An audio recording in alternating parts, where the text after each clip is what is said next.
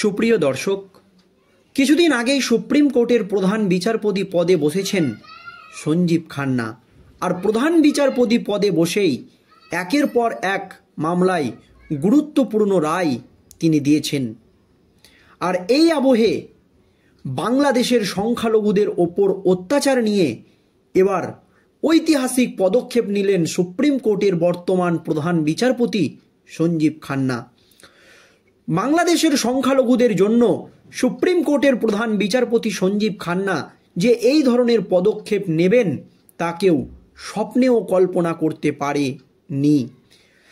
এতদিন প্রধানমন্ত্রী নরেন্দ্র মোদীর যে পদক্ষেপটা নেওয়া উচিত ছিল সেই পদক্ষেপটাই নিলেন সুপ্রিম কোর্টের বর্তমান প্রধান বিচারপতি সঞ্জীব খান্না। তার পাশাপাশি কেন্দ্রের মোদী সরকারকে দিয়ে দিলেন একেবারে চরম নির্দেশ। কি পদক্ষেপ নিয়েছেন দর্শক আপনাদেরকে জানাবো।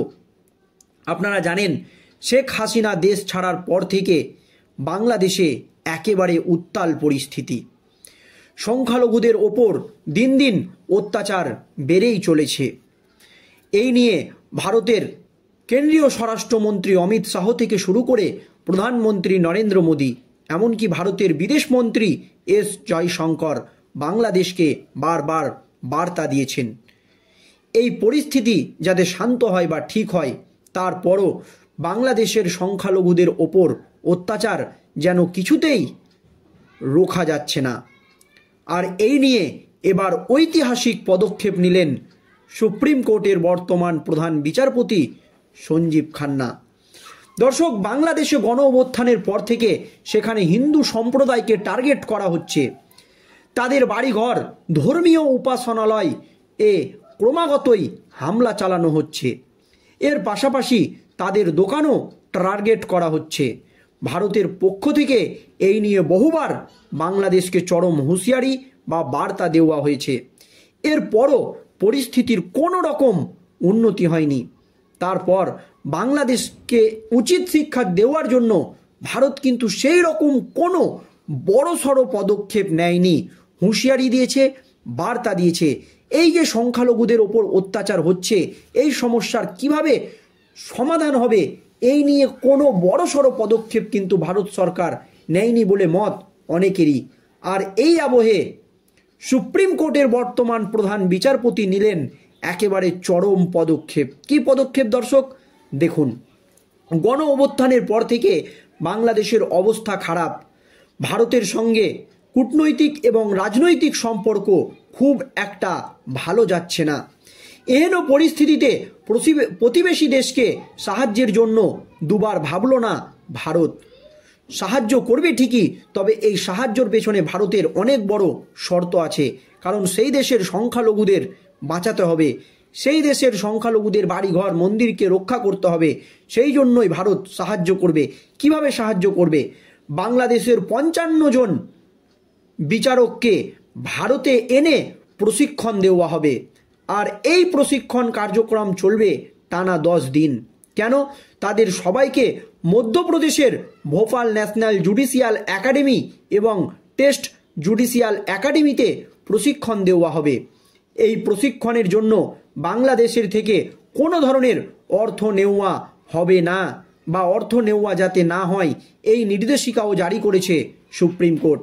বেশ কিছু রিপোর্টে বলা হয়েছে সুপ্রিম কোর্টের বর্তমান প্রধান বিচারপতি সঞ্জীব খান্নার পরামর্শে এই প্রশিক্ষণ কার্যক্রম আয়োজিত হচ্ছে।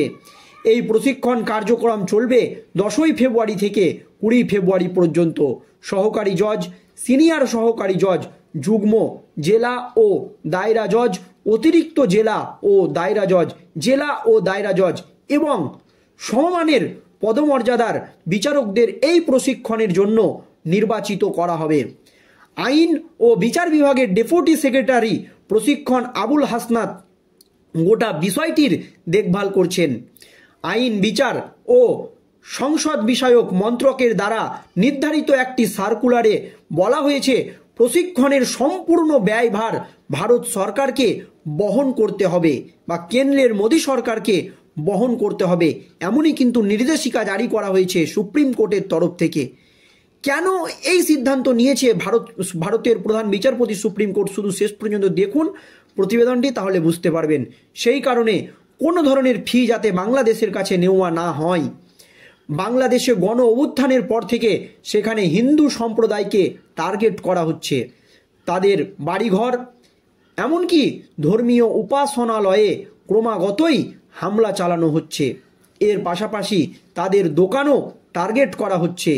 ভারতের পক্ষ থেকে এই নিয়ে বহুবার বাংলাদেশকে বার্তা দেওয়া হয়েছে, কিন্তু কোনো কাজ হয়নি, এর পরিস্থিতির উন্নতি হয়নি। আর এই পরিস্থিতির উন্নতি ঘটানোর জন্য এবং বাংলাদেশের সংখ্যালঘুরা যাতে সঠিক বিচার পায়, সেই জন্যই সুপ্রিম কোর্টের এই পদক্ষেপ। গত মাসে ইসকনের সাধু চিন্ময় কৃষ্ণ দাসকে গ্রেপ্তার করে জেলে পাঠানো হয়েছে। একাধিকবার জামিনের আবেদন করার পরেও জামিন দেওয়া হয়নি। এর পরেও ভারত এই প্রশিক্ষণ কার্যক্রম পরিচালনা করছেন, কারণ বাংলাদেশের জজরা যাতে সঠিক প্রশিক্ষণ পায় এবং সঠিকভাবে বিচার করতে পারে, সেখানকার সংখ্যালঘুরা যাতে সঠিক বিচার পায়, সেই জন্যই কিন্তু সুপ্রিম কোর্টের বর্তমান প্রধান বিচারপতি সঞ্জীব খান্নার নির্দেশে বাংলাদেশের বিশিষ্ট 50 জন বিচারককে ভারতে ডেকে এনে প্রশিক্ষণ দেওয়া হবে। আর এই প্রশিক্ষণ কার্য চালাবে ভারত। এর জন্য বাংলাদেশের কাছ থেকে ভারত কোনো টাকা বা অর্থ নেবে না, এই নির্দেশিকা জারি করে দিয়েছে সুপ্রিম কোর্ট।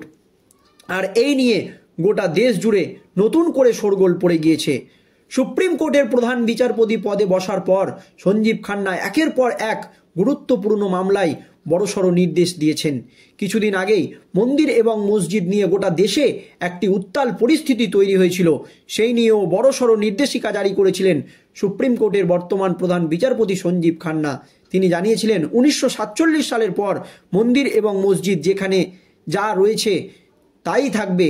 এটা ভারতের একটি আইনে রয়েছে। এই আইন নিয়ে কেন্দ্রের মোদী সরকার যতদিন না সুপ্রিম কোর্টে রিপোর্ট জমা দেবে ততদিন পর্যন্ত এই মন্দির এবং মসজিদ নিয়ে কোনো রকম মামলা হাইকোর্ট, সুপ্রিম কোর্ট বা নিম্ন আদালতে করা যাবে না। এই রকম একটি গুরুত্বপূর্ণ নির্দেশিকা তিনি জারি করেছিলেন। তারপর থেকে বাংলাদেশের মন্দির এবং মসজিদ পরিস্থিতি একেবারে শান্ত জায়গায় চলে গিয়েছে, দেশ ভালো আছে। আর এই আবহে বাংলাদেশের বিচারপতিদেরকে উচিত শিক্ষা দিতে বা সঠিক পরামর্শ দিতে বা বাংলাদেশের হিন্দুরা যাতে সঠিক বিচার পায়, সেই জন্যই কিন্তু এই পদক্ষেপ নিয়েছেন সুপ্রিম কোর্টের বর্তমান প্রধান বিচারপতি সঞ্জীব খান্না। এই নিয়ে আপনাদের মতামত জানাবেন। ধন্যবাদ।